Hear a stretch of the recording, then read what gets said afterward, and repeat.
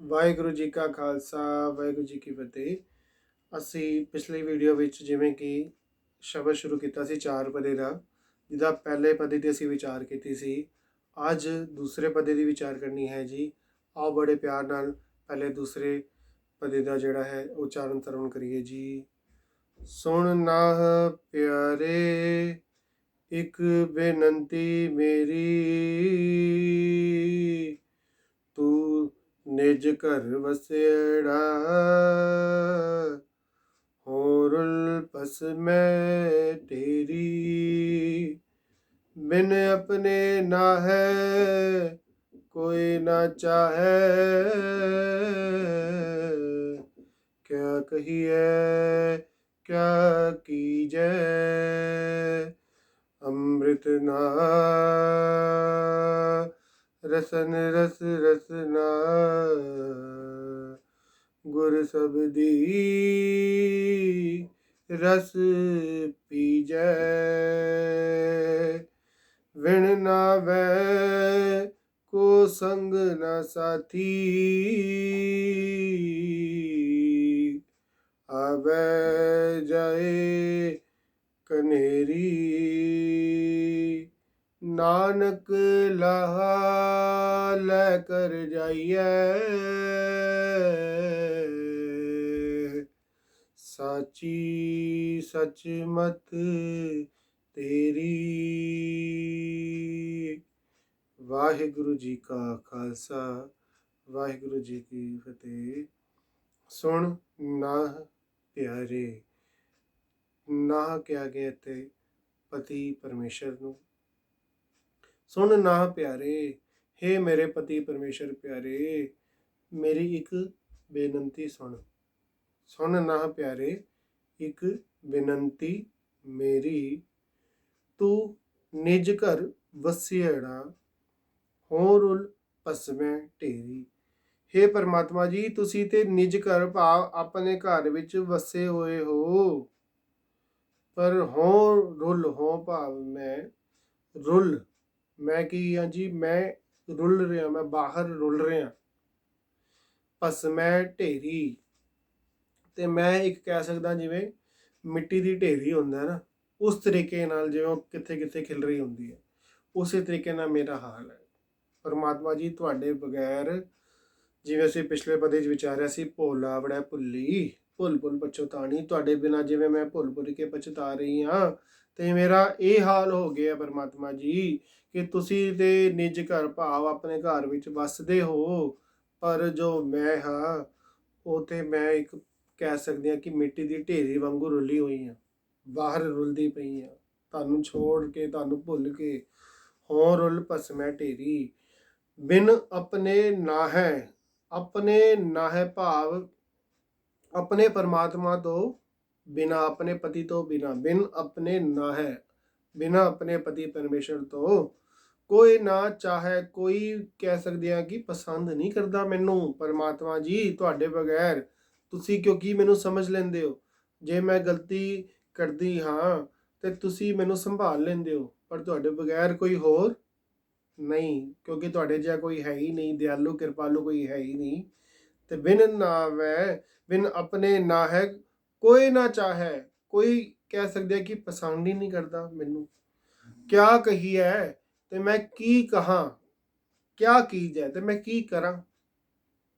ਕਿਆ ਕਹੀ ਹੈ ਕਿਆ ਕੀ ਜਾਏ, ਕੀ ਅਸੀਂ ਕਹੀਏ ਤੇ ਕੀ ਅਸੀਂ ਕਰੀਏ, ਕੁਝ ਸਮਝ ਨਹੀਂ ਆ ਰਹੀ। ਕਹਿਣ ਤੋਂ ਭਾਵ ਇਹ ਕਿ ਹੁਣ ਸਾਨੂੰ ਕੀ ਕਰਨਾ ਕੀ ਚਾਹੀਦਾ ਹੈ।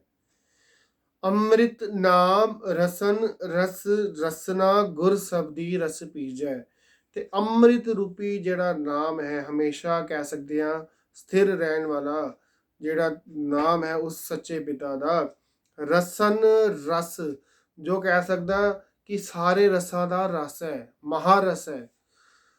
ਰਸਨਾ ਗੁਰ ਸਬਦੀ ਰਸ ਪੀਜੈ, ਉਸ ਨੂੰ ਰਸਨਾ ਦੇ ਨਾਲ, ਉਸ ਗੁਰੂ ਦੇ ਸ਼ਬਦ ਨੂੰ, ਉਹ ਕਹਿ ਸਕਦੇ ਹਾਂ ਉਸ ਗੁਰੂ ਦੇ ਸ਼ਬਦ ਦੇ ਰਸ ਨੂੰ ਪੀ। ਗੁਰੂ ਸਾਹਿਬ ਸਾਨੂੰ ਕਹਿ ਰਹੇ ਹੈ, ਜੇ ਤੈਨੂੰ ਕੁਝ ਨਹੀਂ ਸਮਝ ਆ ਰਿਹਾ ਨਾ, ਤੇ ਸਿੱਧੀ ਸਿੱਧੀ ਗੱਲ, ਇੱਕ ਗੱਲ ਸਮਝ, ਤੂੰ ਆਪਣੀ ਰਸਨਾ ਨੂੰ ਮਾਲਾ ਬਣਾ ਲੈ ਤੇ ਉਸ ਦੇ ਨਾਲ ਤੂੰ ਬਸ ਉਸਦਾ ਨਾਮ ਜਪੀ ਜਾ, ਜਪੀ ਜਾ, ਜਪੀ ਜਾ। ਕੁਛ ਜੇ ਨਹੀਂ ਸਮਝ ਆਉਂਦਾ ਤੇ ਕਹਿੰਦੇ ਨਾਮ ਜਪੋ, ਕਿਉਂਕਿ ਨਾਮ ਜਿਹੜਾ ਹੈ ਨਾ, ਇਹ ਨਾਮ ਰਾਹ ਆਪਣੇ ਆਪ ਸਾਰੇ ਖੋਲ ਦਿੰਦਾ। ਜਿੱਥੇ ਕੁਛ ਨਹੀਂ ਸਮਝ ਆ ਰਹੀ, ਸਾਨੂੰ ਹੁਣ ਸਮਝ ਨਹੀਂ ਆ ਰਹੀ, ਅਸੀਂ ਅੱਗੇ ਅਰਦਾਸ ਕਰ ਰਹੇ ਹਾਂ ਬਾਬਾ ਜੀ ਕਿ ਸਾਨੂੰ ਨਹੀਂ ਕੋਈ ਸਮਝ ਆ ਰਹੀ ਕਿ ਕਿਆ ਕਹੀਏ ਕਿਆ ਕੀਜੇ। ਗੁਰੂ ਸਾਹਿਬ ਕਹਿੰਦੇ ਇੱਕ ਕੰਮ ਕਰ, ਤੈਨੂੰ ਸਮਝਣ ਦੀ ਹੁਣ ਲੋੜ ਨਹੀਂ, ਤੂੰ ਕੰਮ ਕਰ, ਤੂੰ ਨਾਮ ਜਪ। ਤੇਰਾ ਜਿਹੜਾ ਨਾਮ ਹੈ ਨਾ, ਇਹ ਸਾਰੇ ਤੇਰੇ ਆਪਣੇ ਆਪ ਹੀ, ਤੂੰ ਕੀ ਕਰਨਾ ਹੈ, ਕੀ ਕਹਿਣਾ ਹੈ, ਆਪੇ ਆਪ ਹੀ ਤੈਨੂੰ ਸਮਝਾ ਦੇਗਾ, ਆਪਣੇ ਆਪ ਹੀ ਤੈਨੂੰ ਸੋਝੀ ਬਖਸ਼ ਦੇਗਾ। ਉਸ ਪਰਮਾਤਮਾ ਦਾ ਨਾਮ ਜਪਣਾ ਸ਼ੁਰੂ ਕਰ ਦੇ। ਵਿਣ ਨਾਵੈ ਕੋ ਸੰਗ ਨਾ ਸਾਥੀ, ਆਵੈ ਜਾਏ ਕਨੇਰੀ। ਇਹ ਗੱਲ ਪੱਕੀ ਹੈ ਕਿ ਨਾਮ ਤੋਂ ਬਿਨਾ ਕੋਈ ਹੋਰ ਅਸਲ ਸਾਥੀ ਹੈ ਹੀ ਨਹੀਂ।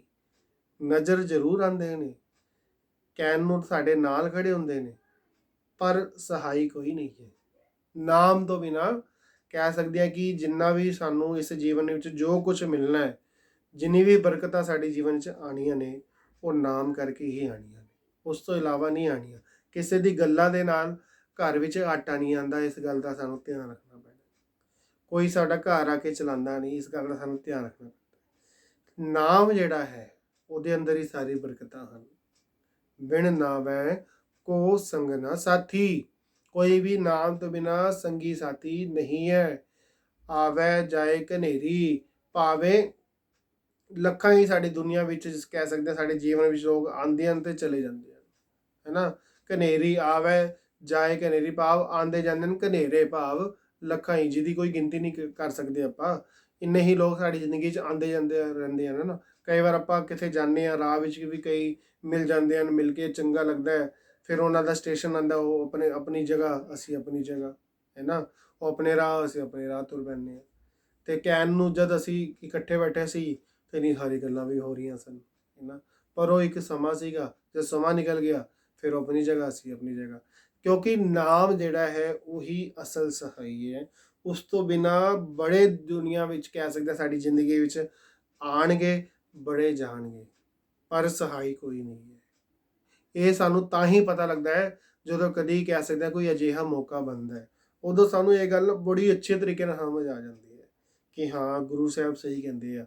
ਫਿਰ ਉਦੋਂ ਜਿਹੜਾ ਨਾ ਮਨ ਬੜੀ ਜਲਦੀ ਇਸ ਚੀਜ਼ ਨੂੰ ਫੜ ਲੈਂਦਾ ਹੈ ਕਿ ਬਿਲਕੁਲ ਸਹੀ ਗੱਲ ਹੈ, ਨਾਮ ਤੋਂ ਬਿਨਾਂ ਮੇਰਾ ਕੋਈ ਸਹਾਈ ਹੈ ਹੀ ਨਹੀਂ। ਉਸ ਦਿਨ ਉਹ ਜਦ ਇਸ ਵਿਸ਼ਵਾਸ ਦੇ ਨਾਲ ਭਰ ਕੇ ਜਦੋਂ ਗੱਲ ਕਰਦਾ ਨਾ, ਉਦੋਂ ਗੱਲ ਕਹਿ ਸਕਦੇ ਹਾਂ ਕਿ ਇਹਦੇ ਘਰ ਵੀ ਕਰਦੀ ਹੈ।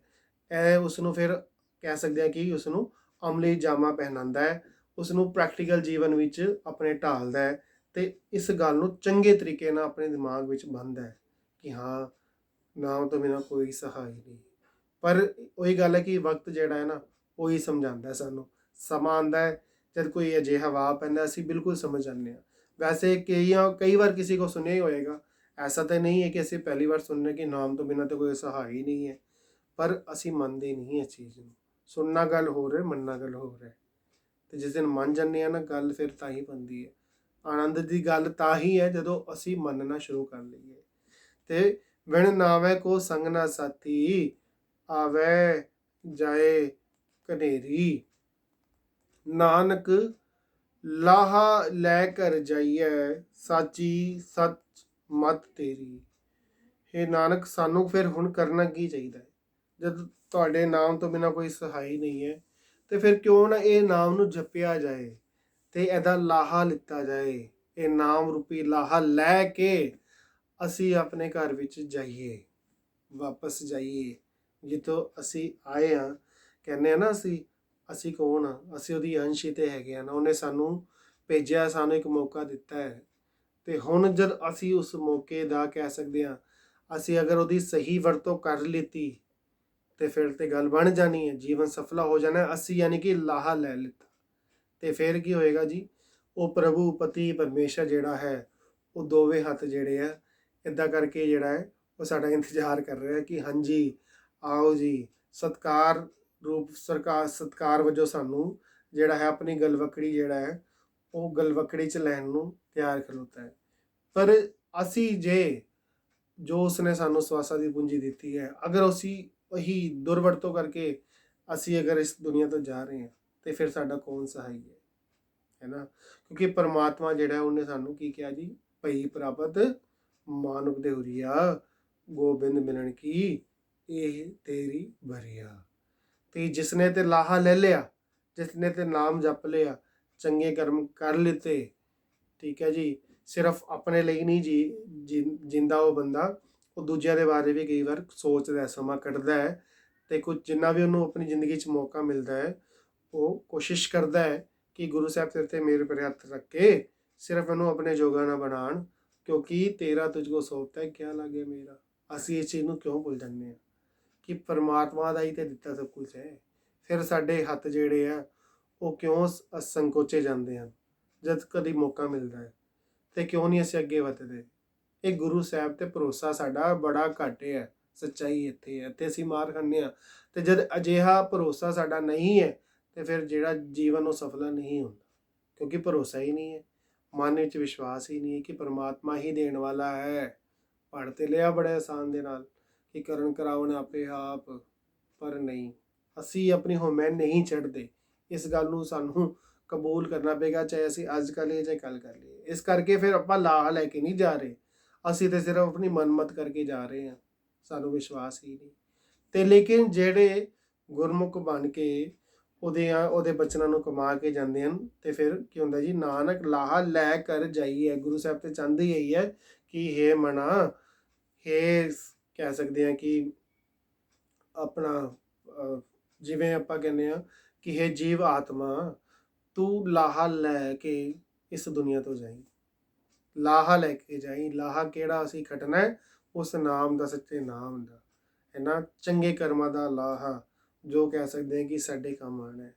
ਨਾਨਕ ਲਾਹਾ ਲੈ ਕਰ ਜਾਈਏ, ਸਾਚੀ ਸੱਚ ਮਤ ਤੇਰੀ ਸਭ ਤੋਂ ਜਿਹੜੀ ਕਹਿ ਸਕਦੇ ਜਿਹੜੀ ਸੱਚੀ ਹੈ ਨਾ, ਉਹ ਸੱਚ ਜਿਹੜੀ ਹੈ, ਸੱਚੀ ਮਤ ਬਿਲਕੁਲ ਉਹ ਹੈ ਹੀ ਇਹੀ ਹੈ, ਜੋ ਕੋਈ ਅਗਰ ਧਾਰ ਲਵੇ। ਇਸ ਤੋਂ ਇਲਾਵਾ ਹੋਰ ਕੋਈ ਗੱਲ ਧਾਰਨ ਦੀ ਲੋੜ ਹੀ ਨਹੀਂ ਹੈ। ਜੀਵਨ ਵਿੱਚ ਜੇ ਇਹ ਗੱਲ ਸਮਝ ਆ ਗਈ ਕਿ ਪ੍ਰਾਣੀ ਤੂੰ ਆਇਆ ਲਾਹਾ ਲੈ, ਜਦ ਇਹ ਗੱਲ ਸਮਝ ਆ ਗਈ, ਬਸ ਜਿਸ ਦਿਨ ਇਹ ਗੱਲ ਸਾਡੇ ਪ੍ਰੈਕਟੀਕਲ ਜੀਵਨ ਵਿੱਚ ਆ ਗਈ ਨਾ, ਉਸ ਦਿਨ ਸੱਚੀ ਵਿੱਚ ਸਾਡੇ ਜਿਹੜੇ ਉਦਮ ਉਪਰਾਲੇ ਹੋਣਗੇ ਉਹ ਲਾਹਾ ਖੱਟਣ ਵਾਲੇ ਹੀ ਹੋਣਗੇ। ਅਸੀਂ ਵਿਵਾਦਾਂ ਵਾਲੇ ਜਿਹੜੇ ਕਹਿ ਸਕਦੇ ਹਾਂ ਕਿ ਚੱਕਰ ਹੁੰਦੇ ਨੇ, ਇਹਨਾਂ ਤੋਂ ਬਹੁਤ ਦੂਰ ਹੋ ਜਾਵਾਂਗੇ, ਸਾਨੂੰ ਸਵਾਦ ਹੀ ਨਹੀਂ ਲੱਗਣੇ।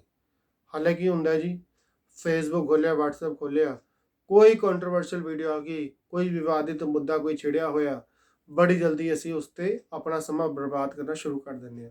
ਪਰ ਸਮਝ ਹੀ ਨਹੀਂ ਆਉਂਦੀ ਕਿ ਪ੍ਰਾਣੀ ਤੂੰ ਆਇਆ ਲਾਹਾ ਲੈਣ, ਤੇ ਜਦ ਤੂੰ ਲਾਹਾ ਲੈਣ ਆਇਆ ਤੇ ਫਿਰ ਤੂੰ ਇਹ ਗੱਲਾਂ ਕਰਕੇ ਲੈਣਾ ਕੀ ਹੈ? ਤੈਨੂੰ ਕੀ ਲੈਣਾ, ਕੋਈ ਕੀ ਕਰ ਰਿਹਾ ਹੈ? ਤੈਨੂੰ ਆਪਣਾ ਆਪ ਸਵਾਰਨਾ ਹੈ। ਗੁਰੂ ਸਾਹਿਬ ਨੇ ਕਿਹਾ ਕਿ ਸਾਨੂੰ ਆਪਣਾ ਆਪ ਸਵਾਰਨਾ, ਕਿਉਂਕਿ ਜਦ ਅਸੀਂ ਆਪ ਹੀ ਨਹੀਂ ਸਵਰੇ ਹੋਵਾਂਗੇ, ਅਸੀਂ ਦੂਸਰਿਆਂ ਨੂੰ ਕੀ ਮੱਤ ਦੇਵਾਂਗੇ? ਆਪਣਾ ਨਿਤਨੇਮ ਨਹੀਂ ਹੋਏਗਾ, ਦੂਜਿਆਂ ਨੂੰ ਆਪਾਂ ਕੀ ਸਮਝਾ ਲਾਂਗੇ, ਤੇ ਕੀ ਸਾਡੀ ਗੱਲ ਦਾ ਅਸਰ ਰਹਿ ਜਾਏਗਾ? ਅਸੀਂ ਆਪ ਹੀ ਕੋਈ ਅਜਿਹੇ ਉਦਮ ਉਪਰਾਲੇ ਨਹੀਂ ਕਰਾਂਗੇ ਚੰਗੇ, ਤੇ ਅਸੀਂ ਦੂਜਿਆਂ ਨੂੰ ਕੀ ਸਮਝਾਵਾਂਗੇ? ਤੇ ਇਸ ਲਈ ਪਹਿਲੇ ਨੰਬਰ ਤੇ ਆਪਣੇ ਆਪ ਨੂੰ ਸਮਝਾਉਣਾ ਪੈਣਾ ਕਿ ਭੋਲਾ ਬੜਾ ਭੁੱਲੀ, ਤੂੰ ਅਣਜਾਣਪੁਣੇ 'ਚ ਭੁੱਲੀ ਹੈ ਪਰਮਾਤਮਾ ਨੂੰ। ਮੰਨ ਜਾ, ਤੂੰ ਕਾਮ ਕ੍ਰੋਧ ਲੋਭ ਅਹੰਕਾਰ ਵਿੱਚ ਫਸੀ, ਇਸ ਨੂੰ ਮੰਨ ਜਾ, ਕਬੂਲ ਲੈ।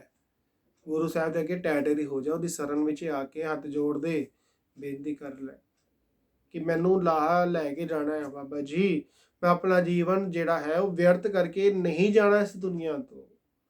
ਤੇ ਤੁਸੀਂ ਹੀ ਜਿਹੜੀ ਆਪਣੀ ਮੱਤ ਹੈ, ਜਿਹੜੀ ਸੱਚੀ ਮੱਤ ਹੈ, ਉਹ ਸਾਨੂੰ ਬਖਸ਼ੋ, ਸਾਡੇ ਜੀਵਨ ਵਿੱਚ ਚਾਨਣ ਪਾਓ, ਸਾਨੂੰ ਅਗਿਆਨਤਾ ਦੇ ਅੰਧੇਰੇ ਤੋਂ ਦੂਰ ਕਰੋ। ਮਿੱਟੀ ਧੁੰਦ ਜਗ ਚਾਨਣ ਹੋਗਾ।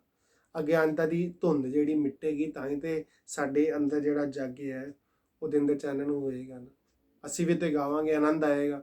ਹੁਣ ਅਸੀਂ ਨਗਰ ਕੀਰਤਨ ਤੇ ਗਾ ਲਿੱਤਾ, ਆਪਾਂ ਜਦ ਆਇਆ ਪ੍ਰਕਾਸ਼ ਪੁਰਬ ਤੇ ਗਾ ਲਿੱਤਾ, ਪਰ ਪ੍ਰਕਾਸ਼ ਤੇ ਸਾਡੇ ਅੰਦਰ ਨਹੀਂ ਹੋਇਆ। ਹੁਣ ਇੱਦਾਂ ਹੀ ਅਸੀਂ ਅੱਗੇ ਗੁਰੂ ਗੋਬਿੰਦ ਸਿੰਘ ਸਾਹਿਬ ਜੀ ਦਾ ਵੀ ਪ੍ਰਕਾਸ਼ ਦਿਹਾੜਾ ਆਉਣਾ ਹੈ, ਉਦੋਂ ਵੀ ਅਸੀਂ ਸ਼ਬਦ ਤੇ ਬੜੇ ਗਾਵਾਂਗੇ, ਪਰ ਗੱਲ ਹੈ ਕਮਾਉਣ ਦੀ ਕਿ ਕਮਾ ਪਾਵਾਂਗੇ ਜਾਂ ਨਹੀਂ। ਤੇ ਜਿਹੜੇ ਇਸ ਦਾ ਭੈ ਭਾਵ ਨਹੀਂ ਰੱਖਦੇ ਹਨ ਨਾ, ਸੱਚ ਵਿੱਚ ਉਹਨਾਂ ਨੂੰ ਹਰ ਇੱਕ ਸ਼ਬਦ ਦੀ ਕਹਿ ਸਕਦੇ ਇੱਕ ਅਹਿਮੀਅਤ ਮਹਿਸੂਸ ਹੁੰਦੀ ਹੈ, ਉਸ ਨੂੰ ਜੀਣ ਦੀ ਕੋਸ਼ਿਸ਼ ਕਰਦੇ ਹਨ ਤੇ ਵਿਰਾਗ ਆਉਂਦਾ ਸ਼ਬਦ ਪੜ੍ਹਦੇ ਹੋਏ। ਇਹ ਗੱਲ ਪ੍ਰੈਕਟੀਕਲ ਅਜਮਾ ਕੇ ਦੇਖਿਓ ਆਪਣੀ ਜ਼ਿੰਦਗੀ 'ਚ, ਕੋਈ ਵੀ ਇੱਕ ਸ਼ਬਦ ਲਿਓ, ਪੜ੍ਹ ਕੇ ਦੇਖਿਓ। ਅਸੀਂ ਕਿੰਨੇ ਸ਼ਬਦ ਹੁਣ ਵਿਚਾਰ ਚੁੱਕੇ ਹਾਂ, ਪਰ ਕੀ ਸੱਚ ਵਿੱਚ ਉਹਨਾਂ 'ਚੋਂ ਕੋਈ ਇੱਕ ਸ਼ਬਦ ਵੀ ਅਸੀਂ ਕਮਾ ਲਾਂਗੇ ਪੂਰੀ ਜ਼ਿੰਦਗੀ? ਇਹ ਸਾਡਾ ਕੁਐਸਚਨ ਹੋਣਾ ਚਾਹੀਦਾ ਹੈ। ਤੇ ਉਮੀਦ ਹੈ ਜਿਹੜੀ ਬੇਨਤੀ ਹੈ ਉਹ ਪ੍ਰਵਾਨ ਕਰੋਗੇ ਤੇ ਭੁੱਲਾਂ ਚੁੱਕਾਂ ਦੀ ਜਿਹੜੀ ਹੈ ਉਹ ਆਪ ਜੀ ਨੇ ਮਾਫੀ ਬਖਸ਼ਣੀ ਹੈ। ਤੇ ਹਮੇਸ਼ਾ ਹੀ ਅਰਦਾਸ ਕਰਿਆ ਕਰੋ, ਗੁਰੂ ਸਾਹਿਬ ਸਿਰ ਤੇ ਮੇਰ ਭਰੇ ਹੱਥ ਰੱਖ ਕੇ ਆਪਣੀ ਸੇਵਾ ਆਪ ਲੈ ਲਿਆ ਕਰੋ। ਅਸੀਂ ਅਣਜਾਣ ਹਾਂ, ਸਾਨੂੰ ਸਮਝ ਨਹੀਂ ਤੁਹਾਡੀ ਬਾਣੀ ਦੀ, ਅਸੀਂ ਲੇਕਿਨ ਤੁਹਾਡੀ ਕਹਿ ਸਕਦੇ ਹਾਂ ਮਿਹਰ ਸਦਕਾ, ਰਹਿਮਤ ਸਦਕਾ ਇੱਕ ਕੋਸ਼ਿਸ਼ ਕਰਦੇ ਹਾਂ ਕਿ ਤੁਸੀਂ ਸਾਨੂੰ ਸਮਝਾ ਲਿਆ ਕਰੋ, ਕਿਉਂਕਿ ਅਸੀਂ ਨਾ ਸਮਝ ਬੱਚੇ ਆ। ਤੇ ਸਭ ਅਰਦਾਸ ਜ਼ਰੂਰ ਕਰਿਆ ਕਰੋ ਕਿ ਸਾਰੇ ਮਿਲ ਕੇ ਅਸੀਂ ਵੱਧ ਤੋਂ ਵੱਧ ਇੱਕ ਦੂਜੇ ਦੇ ਨਾਲ ਸਾਂਝ ਪਾਈਏ ਗੁਣਾਂ ਦੀ। ਤੇ ਜਿਹੜੇ ਅਵਗੁਣ ਹਨ, ਕੋਈ ਭੁੱਲਾਂ ਚੁੱਕਾਂ ਵਿੱਚ ਜਾਣੇ ਵਿੱਚ ਕਈ ਵਾਰ ਕੁਝ ਐਸੇ ਬੋਲੇ ਜਾਂਦੇ ਹਨ ਜਿਹੜੇ ਨਹੀਂ ਬੋਲਣੇ ਚਾਹੀਦੇ ਸਨ, ਕਿਉਂਕਿ ਅਣਜਾਣਪੁਣ ਸਮਝ ਨਹੀਂ ਹੈ। ਤੇ ਲੇਕਿਨ ਸੰਗਤ ਜਿਹੜੀ ਹੈ ਬਖਸ਼ਣਯੋਗ ਹੈ ਤੇ ਤੁਸੀਂ ਬਖਸ਼ਦੇ ਰਿਹਾ ਕਰੋ। ਆਪਣੇ ਕਹਿ ਸਕਦੇ ਹਾਂ ਜਿਹੜੇ ਵਡਮੁੱਲੇ ਜਿਹੜੇ ਵਿਚਾਰ ਹਨ ਉਹ ਜ਼ਰੂਰ ਸਾਂਝੇ ਕਰਦੇ ਰਿਹਾ ਕਰੋ, ਜਿਵੇਂ ਆਪ ਜੀ ਕਰਦੇ ਵੀ ਹੋ। ਤੇ ਇਸੇ ਤਰੀਕੇ ਨਾਲ ਅਸੀਂ ਸਾਰੇ ਮਿਲ ਕੇ ਅਜਿਹੇ ਉਪਰਾਲੇ ਹੋਰ ਵੀ ਗੁਰੂ ਸਾਹਿਬ ਪੂਰੀ ਜ਼ਿੰਦਗੀ ਭਰ ਕਰਾਉਂਦੇ ਰਹਿਣ, ਇਹੀ ਅਰਦਾਸ ਹੈ ਜੀ। ਭੁੱਲਾਂ ਚੁੱਕਾਂ ਦੀ ਖਿਮਾ। ਵਾਹਿਗੁਰੂ ਜੀ ਕਾ ਖਾਲਸਾ, ਵਾਹਿਗੁਰੂ ਜੀ ਕੀ ਫਤਿਹ।